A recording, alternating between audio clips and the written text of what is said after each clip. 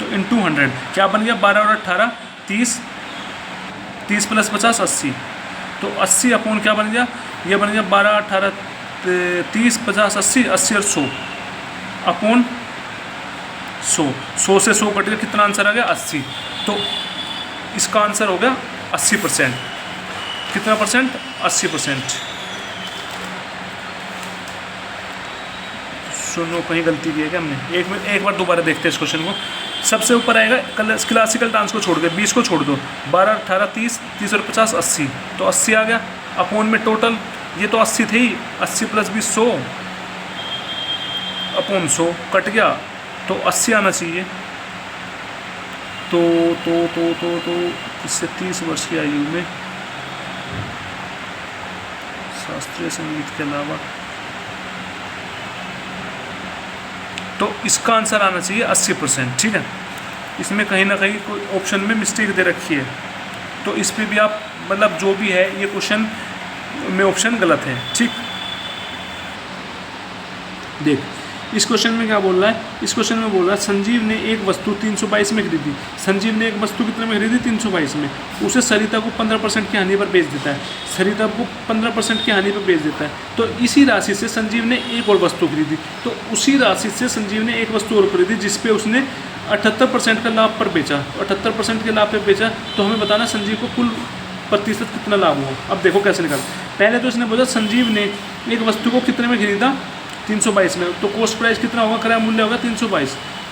फिर इसने बोला उसने सरिता को 15% हानि पर बेचा, तो 15% हानि पर बेचने का मतलब है, तो कोई चीज़ अगर उसने 100 में खरीदी है, अगर उसने कोई चीज़ 100 में खरीदी है तो 15 का हानि होगा, तो कितने में बेची होगी, 85 में बेची होगी। ठीक है, तो फिर इतने की इतना होगा, तो उसके बाद इतने में बेची होगी, तो जितने रुपए में उसने बेची होगी, तो खरीदी कितने में थे, 322 में। तो खरीदी हमने माना कितना है, 100 में खरीदी है, और क्वेश्चन में दे रखा है 322, तो 100 यूनिट की वैल्यू कितनी होगी, 322। तो यहाँ से 1 यूनिट की वैल्यू कितनी आ गई, 322/100। तो अब इसने कहा है कि कितने में बेची है, 85 में बेची है, तो 85% में बेची है, तो 85% की वैल्यू क्या आ जाएगी, 322/100 इंटू 85। काट दो, कटता हो तो 15 से 5 से कट जाएगा, 5 एकम 5, 5 सत्ते 35, 5 20 जा। ठीक, अब 2 से काट दो, 2 10 जा, ये बन जाएगा 2 एकम 2, 2 छिक 12, 2 एकम 2। ठीक, तो यहाँ से क्या बन जाएगा, इसकी मल्टीप्लाई करना चला, 161/17, 7 एकम 7, 7 छिक 42, 80 लगे 4, 7 एकम 7, 4 11, तो बन गया 161, तो 7 3 7 2, तो कितना बन गया, यहाँ से हमारे पास बन गया 273.7। तो इतने रुपए में उसने बेच दिया, तो इतने रुपए में क्या कर दिया, उसने बेच दिया, समझ रहे हो, उतने रुपए में इसने क्या कर दिया, बेच दिया। तो फिर उसने बोला इसी राशि से, जो ये राशि मिली है उसे 273.7 राशि जो मिली है, इसी राशि से संजीव ने एक वस्तु खरीदी, 273 रुपये की कोई चीज़ खरीदी, तो मतलब उसका कॉस्ट प्राइस कितना होगा, क्रय मूल्य कितना होगा, 273.7। तो उसने 78% के लाभ पर चीज़ बेची है, कितने पे, 78% के लाभ पर चीज़ बेची है, मतलब कोई चीज़ उसने 100 में खरीदी होगी, 100 का 78%, 78, तो बेची कितने में होगी, 178 में। ठीक है, तो हमें बताना है उसे लाभ कितना हुआ। तो अब देख यहाँ से 100 यूनिट की वैल्यू क्या दे रखी है, 100 यूनिट की वैल्यू दे रखी है 273.7, तो यहाँ से 1 यूनिट की वैल्यू क्या आ जाएगी, 273.7/100, तो 178 की वैल्यु चाहिए, तो 178 की वैल्यू निकाल दो यहाँ से, तो 178 यूनिट की वैल्यू क्या हो जाएगी, 273.7/100 इंटू 178। ठीक, तो हमारे पास कितना आ गया, 178 यूनिट की वैल्यू 273.7/100 इंटू 178, तो कितना बन जाएगा हमारे पास इसका सोल्व करके, 487.18, कितना बन जाएगा, 487.18, मतलब कोई चीज़ हमने कितने में खरीदी थी, 322, मतलब CP हो गया 322, और बेस कितने में रहा है, 487.18, तो हमें बताना कितना लाभ हुआ। तो खरीदी 322 में थी, बेच दी 487.8 में, तो कितने का लाभ हुआ? 165.18 का। तो हमें परसेंटेज प्रॉफिट परसेंट निकालने, तो प्रॉफिट ऊपर अपन में कॉस्ट प्राइस नीचे इंटू 100, प्रॉफिट हुआ 165.18 का अपॉन CP 322 इंटू 100, तो सोल्व करके आ जाएगा 51.3। तो 51.3 किसके पास है?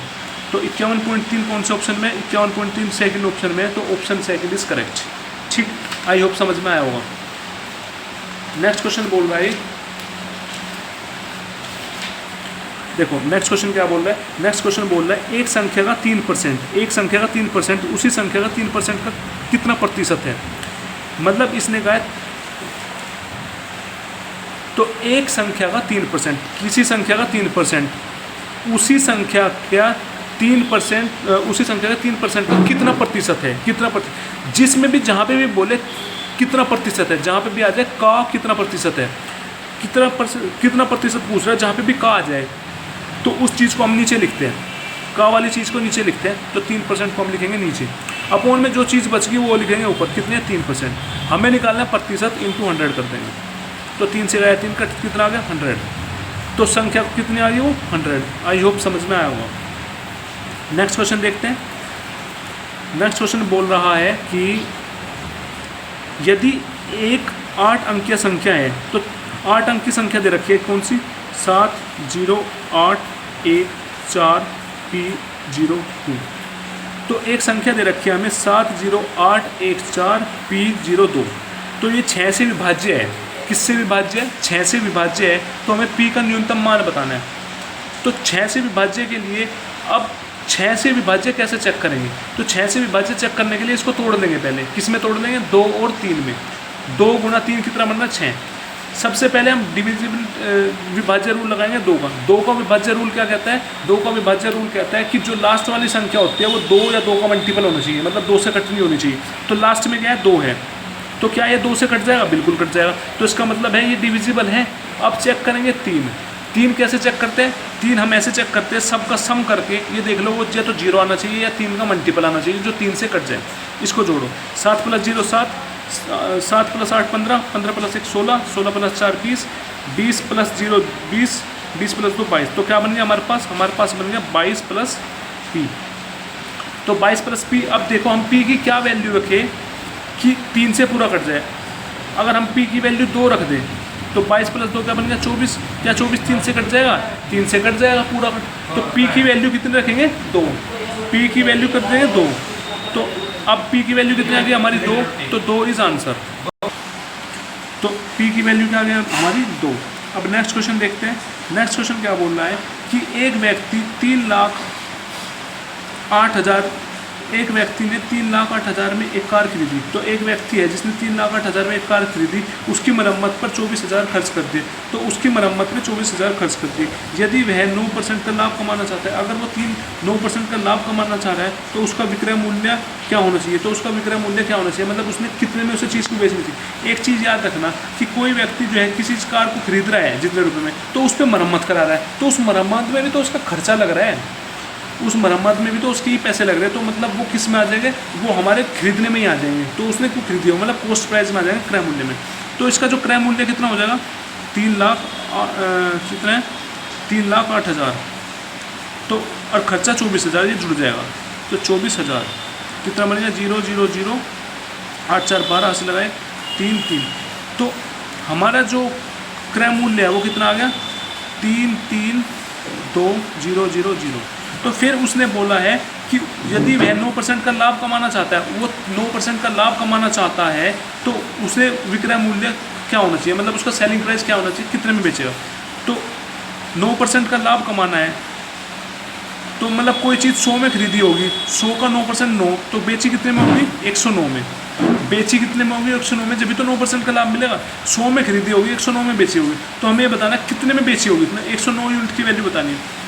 तो जो CP दे रखा है क्वेश्चन में, वो दे रखा है क्रय मूल्य 3,32,000। तो जो हमने निकाला वो निकाला 100 यूनिट। तो यहाँ से निकाल देंगे हम कैसे? 100 यूनिट किसके बराबर? 3,32,000 के। तो यहाँ से 1 यूनिट की वैल्यू क्या आएगी?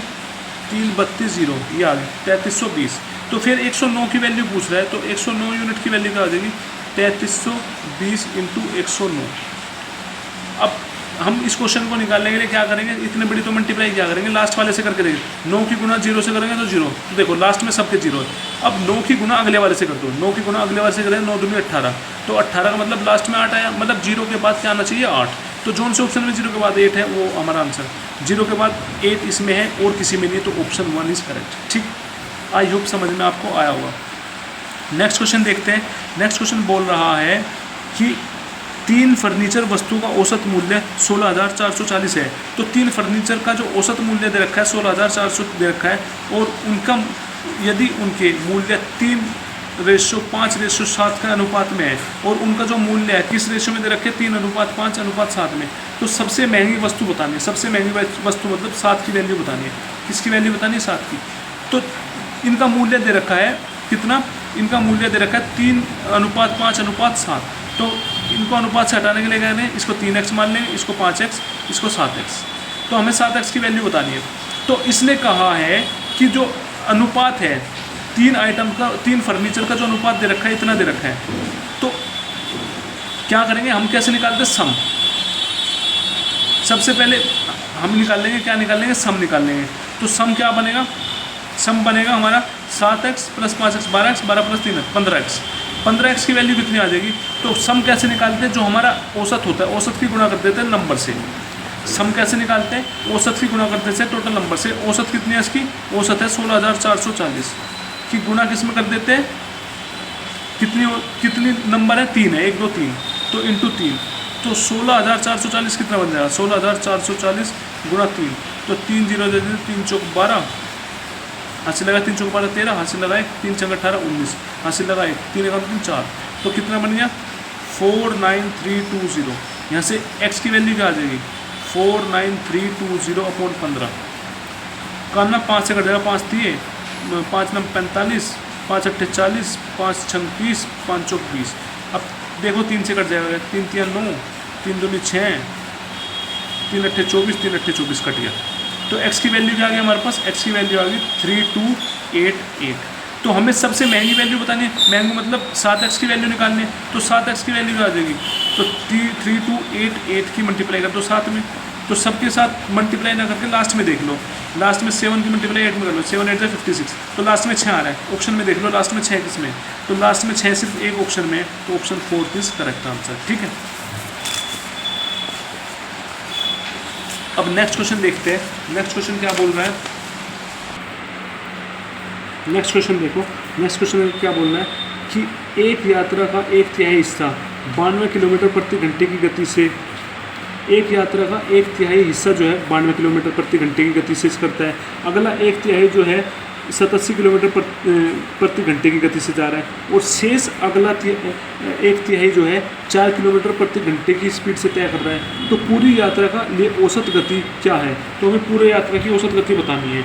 तो क्वेश्चन क्या दे रखा है, क्वेश्चन दे रखा है कि एक यात्रा का 1/3 हिस्सा तो 92 किलोमीटर प्रति घंटे की गति से करता है काम, अगला 1/3 जो है 87 किलोमीटर प्रति घंटे की गति से काम करता है, और अगला शेष 1/3 जो है 4 किलोमीटर प्रति घंटे की गति से तय करता है। तो हमें औसत गति बतानी है। तो औसत गति निकालने का एक इस टाइप के क्वेश्चन निकालने का एक सीधा फॉर्मूला होता है। औसत निकालने का फॉर्मूला क्या होता है, 3 × V1 V2 V3 upon V1 V2 plus V2 V3 plus V3 V1। मतलब V1 V2 क्या है, ये पहली स्पीड, दूसरी स्पीड, तीसरी स्पीड। तो सोल्व करेंगे क्या बनेगा, तो करो सोल्व।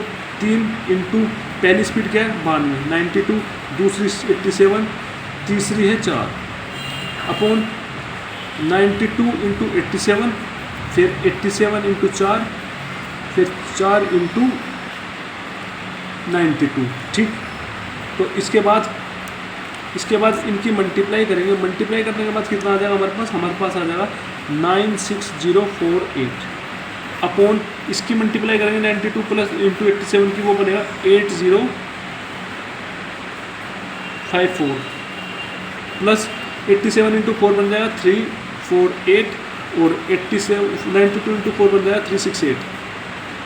तो इनको ऐड करेंगे क्या बन जाएगा 96048 अपॉन ये बन जाएगा हमारे पास लगभग 8720।